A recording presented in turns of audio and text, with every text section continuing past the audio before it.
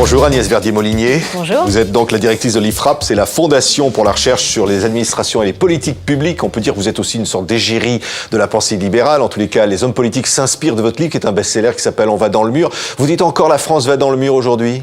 Je dis attention, on risque d'y aller, mais on peut faire des choses pour éviter le mur. Simplement, pourquoi j'ai écrit ce livre ? Parce que en off, tous ceux qui sont aujourd'hui aux manettes, certains ministres que je rencontre, mais aussi les anciens ministres, mais aussi les directeurs d'administration, me disent Agnès, on ne va pas y arriver, on ne va pas baisser la dépense publique, on va aller dans le mur, et notamment le mur du chômage et du déclassement de la France. Et donc c'est un cri d'alerte avec ce livre pour montrer tous les maux de notre pays, tout ce qu'on a empilé et qui fait qu'on étouffe et qu'on n'arrive plus à avancer. Mais aller dans le mur, c'est quoi Agnès Verdier-Molinier ? Ça veut dire qu'on dépense trop, ça veut dire que la dépense publique, on ne remplit pas les instructions de Bruxelles, par exemple, la France est en retard ?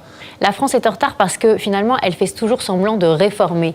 Tous les gouvernements que nous avons eus ces dernières années nous ont dit, voilà, je fais la grande réforme des retraites, et puis un an après, on se rend compte que finalement, il faut encore refaire une réforme des retraites. Pourquoi ? Parce qu'il y a un coût politique, parce qu'évidemment, il y a un problème ? Parce qu'on ne va jamais jusqu'au bout. On garde, par exemple, malgré une réforme des retraites, on sait très bien qu'à 62 ans, on ne financera pas l'équilibre de nos retraites, qu'on a 37 régimes de retraite différents avec des retraites calculées de manière tout à fait inéquitable entre les différentes catégories de Français. Finalement, on a un système de retraite publique qui est beaucoup plus avantageux que le système de retraite privée. Aujourd'hui, c'est les retraites complémentaires qui vont en pâtir, alors que c'est elles qui ont des réserves, mais comme elles affichent leur déficit potentiel, contrairement aux caisses publiques. Donc on est en permanence dans finalement de la réformette, de la réforme de carton-pâte, et jamais dans une réforme de fond qui est celle que je préconise avec ce livre. Oui, alors vous dites finalement, on comprend ceux qui vont s'installer à l'étranger. Cette hémorragie-là, il y a effectivement beaucoup d'entrepreneurs qui préfèrent partir. Ce qui est très grave, c'est qu'aujourd'hui, il y a beaucoup de jeunes talents qui s'en vont, il y a beaucoup de jeunes entrepreneurs qui partent, il y a beaucoup aussi de gens qui sont très qualifiés, qui ont créé beaucoup d'emplois, qui sont aussi l'image de la France, qui s'en vont. Et ça, c'est très dur, parce que finalement, ce sont eux aussi qui créent l'emploi autour d'eux. J'avais encore l'exemple d'une grande entreprise l'autre jour, on me disait... Voilà, il y a 5 ou 6 personnes qui étaient chargées du refinancement de l'entreprise pour plusieurs milliards d'euros par an. Ils sont partis à Londres, personne n'en parle, parce que finalement, les têtes de pont restent là, mais ils représentaient aussi 5 personnes qui faisaient travailler 500 personnes. Et pourtant, l'objectif des politiques, c'est de les faire revenir. Nicolas Sarkozy voulait faire revenir les exilés, parfois sur des exilés fiscaux aussi, il faut le dire. Mais pourquoi est-ce qu'on part de France ? Pas parce que la France n'est pas un beau pays, la France est un merveilleux pays. On a des Français qui ont énormément de talent, qui ont beaucoup mais trop d'impôts, trop de taxes, trop de paperasse. Ce que j'explique dans le premier chapitre de ce livre, 360 taxes, impôts, cotisations sociales. Jamais je pensais arriver à ce chiffre. Quand je me suis lancée dans la rédaction du chapitre sur ce sujet, j'ai tout de suite écrit à la Cour des comptes, à Bercy, à tous les contacts que j'ai, en leur disant « Est-ce que vous pouvez m'envoyer la liste de toutes les taxes, impôts et cotisations ?» Ils m'ont dit « Ça n'existe pas. » Ils n'ont pas la liste eux-mêmes, on ne sait pas. Ça n'existe pas. Donc pour la première fois dans ce livre, je sors 12 pages en annexe avec toutes les taxes, impôts, cotisations que j'ai pu recenser. Et on arrive à 360, ce qui est grosso modo 3 fois plus que ce qui existe dans d'autres pays.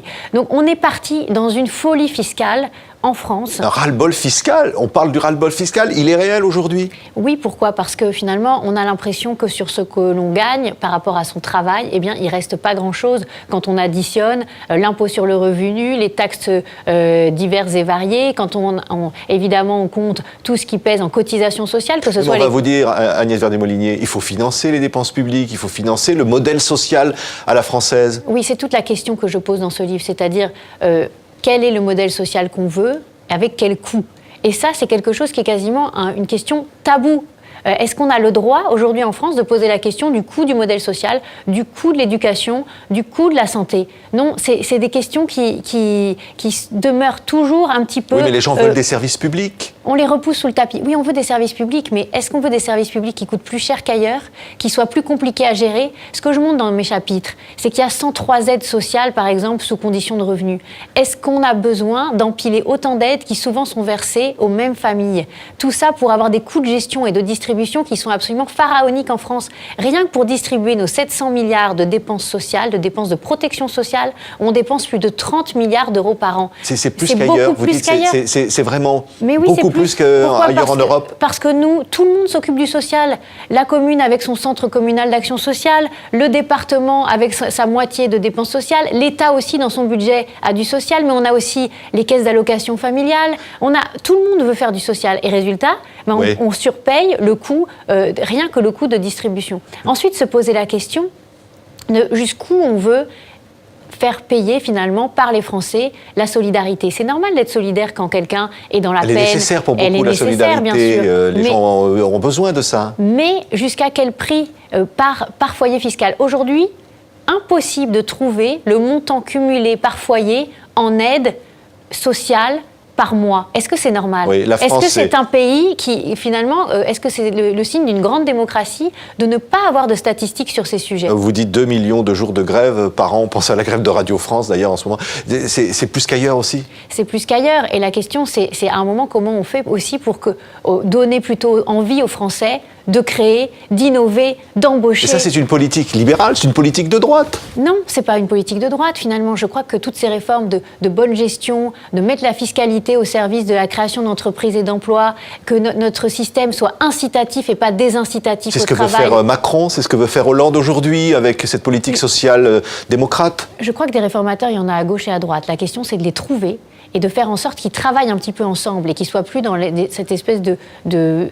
pratique politicienne qu'on voit à l'Assemblée ou au Sénat et finalement qui bloquent. On l'a vu sur les collectivités locales, on l'a vu sur la loi Macron. Est-ce qu'on ne pourrait pas, à un moment, être un peu plus intelligent et faire vraiment les réformes de fond? Et pourquoi on ne le fait pas, Agnès Verdet-Molinier? Parce qu'il y a un coût politique derrière, parce qu'au fond, les Français, ils veulent évidemment payer moins d'impôts, mais ils veulent aussi finalement garder tous ces avantages. Mais aussi parce qu'on a beaucoup d'élus et que chaque élu a envie de dépenser un peu d'argent public dans son secteur et de conserver son pouvoir sur pas mal de dossiers. Donc pourquoi finalement gardons-nous 36 769 communes? Parce qu'aussi, pour les appareils politiques, c'est autant d'élus qui permettent de faire vivre les partis politiques. Donc à un moment, il faut aussi qu'on se dise, 618 384 élus, un élu pour 104 habitants, ça ne peut pas continuer comme ça. On en a beaucoup plus qu'au Royaume-Uni, où ils n'ont que 24 000 élus. Agnès Verdet-Molinier, les hommes politiques, et notamment de droite, vous consultent, ils lisent ce livre qui est un best-seller, On va dans le mur, ils y trouvent des idées. Vous avez l'impression qu'ils n'avaient pas d'idées et que là, ça y est, vous leur en apportez, là, vous? Ce que je leur demande, c'est d'avoir des objectifs clairs. Souvent, quand on réforme dans notre pays, malheureusement, on perd l'objectif en route. Là, on a fait la réforme des régions. Est-ce qu'on va économiser sur cette réforme? Vraisemblablement non. Le pire, c'est qu'on risque même de dépenser plus. Donc, j'aimerais qu'à un moment, on dise aux Français, voilà, notre objectif, c'est d'arriver à tant de milliards exacts d'économies, on sera à tant de dépenses publiques en telle année, d'arriver peut-être à 50% de dépenses publiques par rapport à la richesse nationale au lieu de 57, voire plus aujourd'hui. Donc avoir des objectifs clairs et s'y tenir, et que ces objectifs transcendent les partis politiques et ne soient pas simplement des vœux pieux. Merci Agnès Verdet-Molinier. Voilà le livre qui fait le débat et qui fait l'événement. Il faut agir d'urgence. Albin Michel, On va dans le mur. Merci d'avoir été notre invité. On peut éviter ce mur, mais il faut vraiment bouger et aussi travailler pour l'intérêt général.